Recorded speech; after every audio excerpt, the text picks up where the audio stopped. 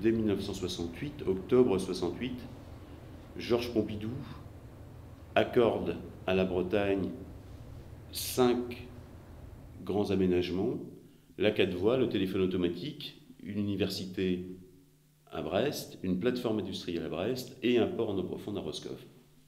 Tout ça a été voulu par un homme, avec d'autres hommes, mais le leader de cette affaire, c'est vraiment Alexis Gourvenec. Tout cela, toute cette histoire, cette grande histoire maritime, est partie de la volonté d'une poignée d'hommes, de paysans d'ailleurs, qui souhaitaient trouver des solutions pour exporter leurs légumes en Angleterre, sachant que Plymouth est plus proche de Roscoff que Rennes de Roscoff, et Londres est plus proche de Roscoff que Paris de Roscoff.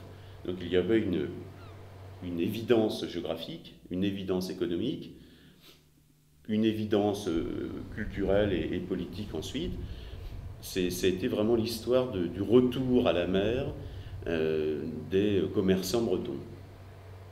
Alexis Gourvenec déniche un bateau sur Vigo, en Espagne. Il imagine un plan financier et puis il va de son côté voir les agriculteurs de Saint-Paul-de-Léon, Paimpol et Saint-Malo en leur disant: si vous voulez vendre vos choux-fleurs outre-Manche, il faut vous acheter ce bateau. Et c'est ce qu'ils font. Donc le premier bateau est baptisé le Kérisnel, donc le lieu-dit du marché au cadran de légumes de Saint-Paul.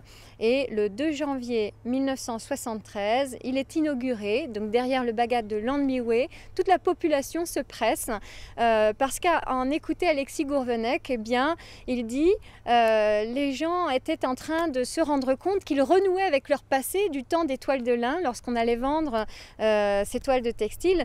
Mais ce qu'il ne dit pas, c'est que ces paysans savaient qu'ils avaient de nouvelles perspectives aussi avec Alexis Gourvenec. On peut considérer que c'est notre héros breton.